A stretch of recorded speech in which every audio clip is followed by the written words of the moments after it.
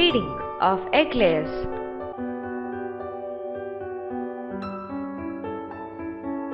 Efficient management of broodstock is a prerequisite in ornamental fish farming as it ensures both quantitative and qualitative production.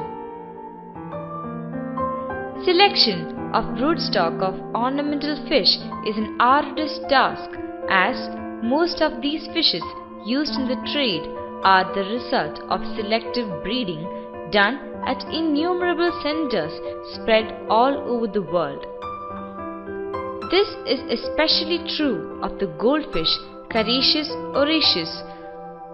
Any given variety is bound to produce offsprings of a mixed nature, or in other words, these fishes don't breed true.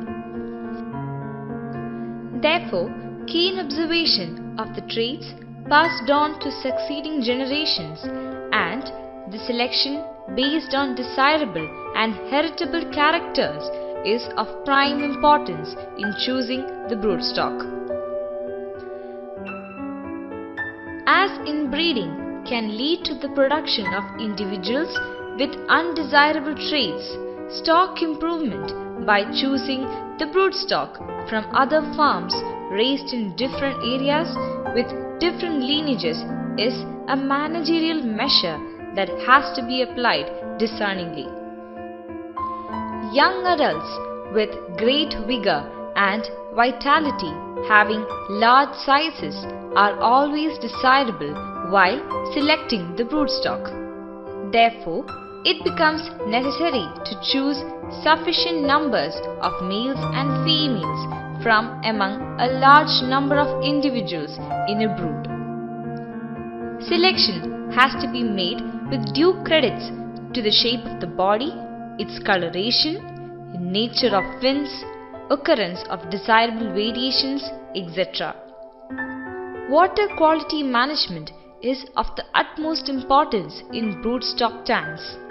Care should be given to provide optimum physico-chemical conditions of the water that is typically needed in respect to each species. Good nourishment coupled with ideal water conditions is the key for proper maturation of gonads and successful spawning.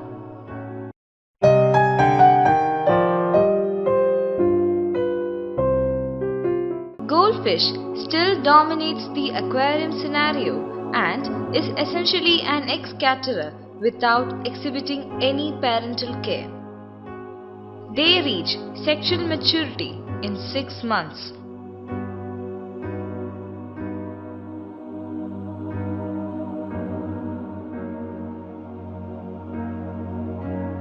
Carefully selected broodstock are used for each variety of goldfish.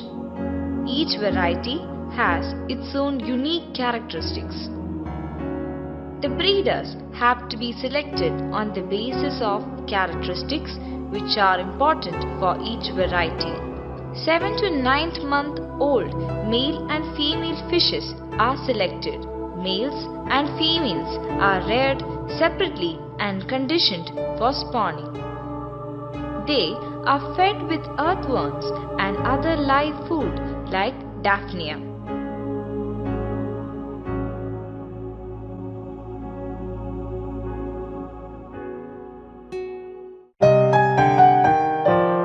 Identification of male and female. Male is identified by the presence of white spots called tubercles on the gill cover, roughness of pectoral fin, and also ejection of white colored milt on applying slight pressure on the belly. Females have bulged belly without any of the characteristics of the male.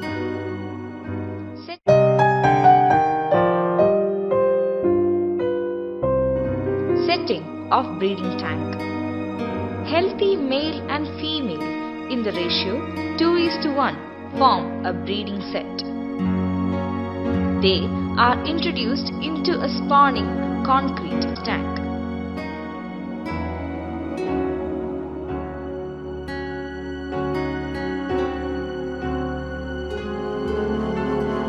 Egg collectors like hydrilla, nylon net pieces, etc.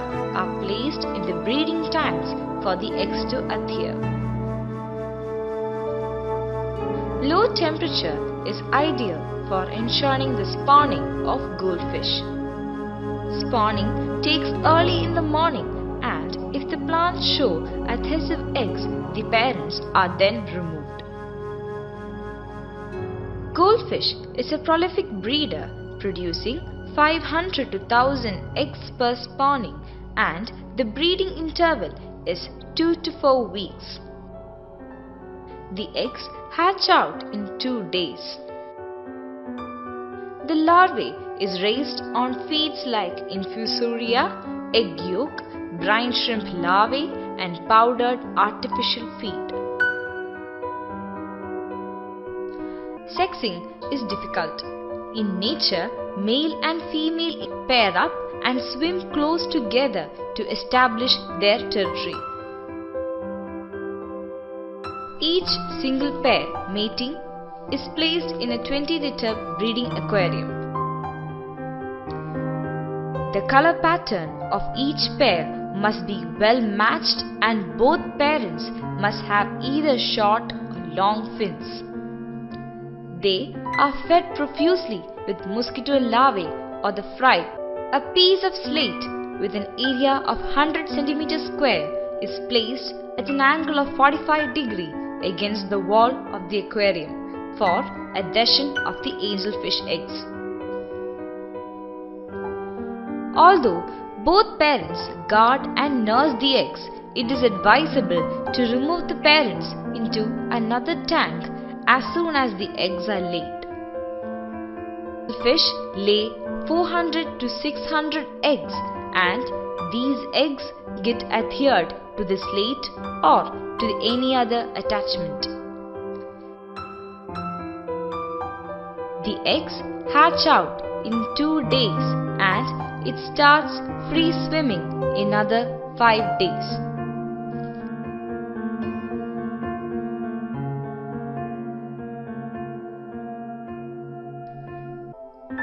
Advanced fry may be reared with artificial feed and plankton.